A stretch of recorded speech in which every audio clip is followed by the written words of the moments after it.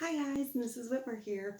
I got my fancy schmancy um, video stand going on in here, a tripod. I was very excited. I actually went ahead and ordered myself one of those. So I'm going to try that out today. Hopefully this doesn't take too many takes because it usually does when I have to try something new. So I'm up this morning once again, enjoying sunrise because yes, we've seen sun, which is very nice. And going to show you a few things that I have for you today. So on my classroom for my students, I talk about daydreaming. So I'm going to get some things out to kind of talk to you a little bit about that. But remember last week when we talked about coping strategies, and one of the things on that list was making bubbles. So or blowing bubbles. So I looked all over the house. I don't know why. We used to have so many bubbles I didn't know what to do with.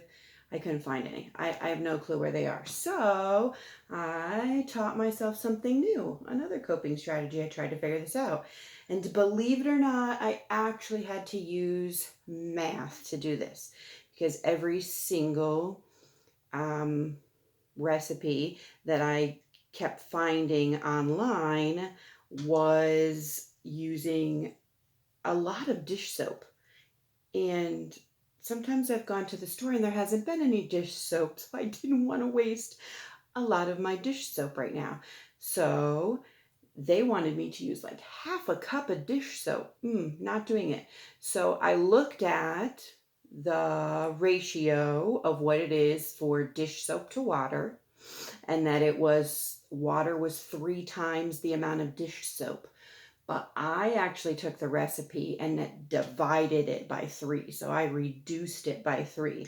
So what we have here is, it worked out, I think I used 1 tablespoon of dish soap, 3 tablespoons of water, and then our secret ingredient to hopefully make these bubbles not pop, I used about half a teaspoon of sugar. So we'll see.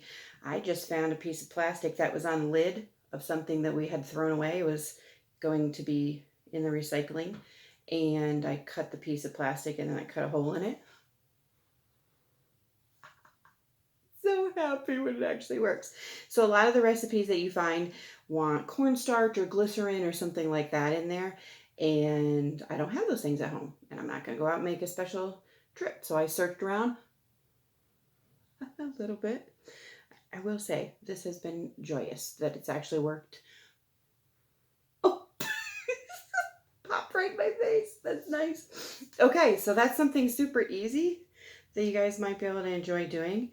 Please ask your parents if you're a kid, because they might not be happy that you're using your dish soap, but it is only 1 tablespoon.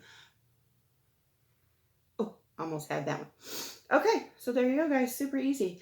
I'm going to pause it and then show you some of the things that I have. Also, I have results from the survey that I gave my students yesterday on their Google Classroom, on their Google Forms, and I thought it was pretty interesting for you guys to see. So hold on 1 second.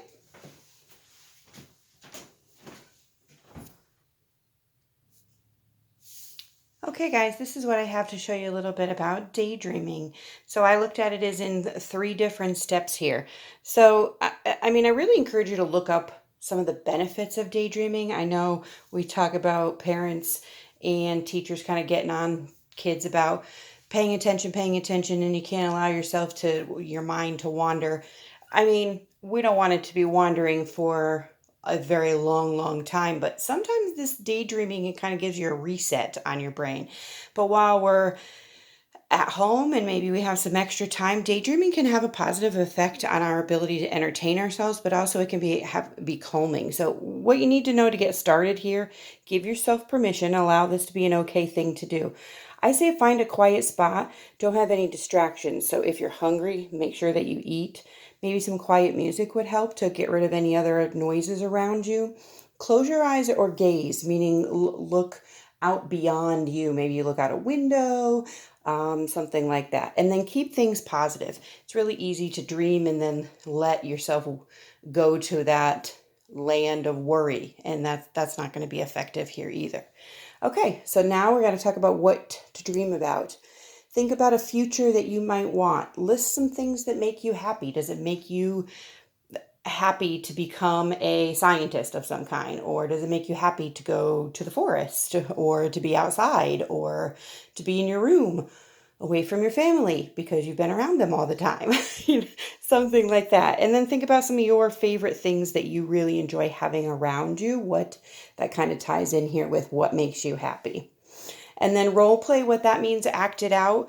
Actually, if there's people in your daydream that you're thinking about or that are going to be there, watch yourself talking to them. What kind of conversation might you have with them? Or if there's nobody there, what exactly are you doing? So slow it right down and think about those things. And then get creative. Make up stories with different characters, real or not real. Ideas. Sometimes some of our best ideas about new products come from this.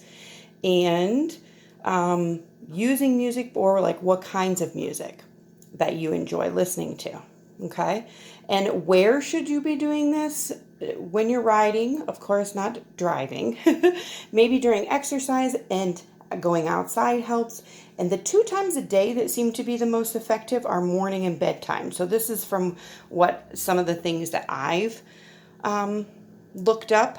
I will share with you one of my favorite daydreams as a kid was to imagine myself being able to fly. I thought that would be so awesome. I'm not sure where that came from, but I really thought that would be cool. So that's not a very realistic daydream, but then so what? That's okay. Sometimes those are ones that are helpful to have as well. Okay, next thing I want to share with you. I thought this was pretty interesting. So yesterday I gave my students a survey on Google Forms for them to fill out. So I don't know who said what, but this is some of the results that I found to be interesting. So 100% of the kids said they miss their friends. 100% of them also said that they have felt happy or bored during this time that they've had to be home. 80% of them have also felt angry or frustrated, and frustrated. They felt both of those things. And then you start coming down where some, a little bit less, but still a considerable amount of them have felt scared, or that meh, where like they don't really have a feeling. 40% have been sad, worried, anxious, or confused. We had somebody said that they were chill. I kind of put that along with that meh, but. And then one thing that they said that they don't miss, multiple kids said this, sitting at their desk. So that tells me kids kind of really like to be active and up and moving. They don't like the lengthy amount of time they have to sit at their desk at school. But what I found really interesting about this, guys, is to kind of use this as a reassurance, is that every single one of the options of the feelings, and there was a list of 8 or 10 feelings on there, every single one of them was picked. They've had all of these feelings at one time or another. So that is absolutely 100% normal for you to be feeling whatever feeling you currently are feeling.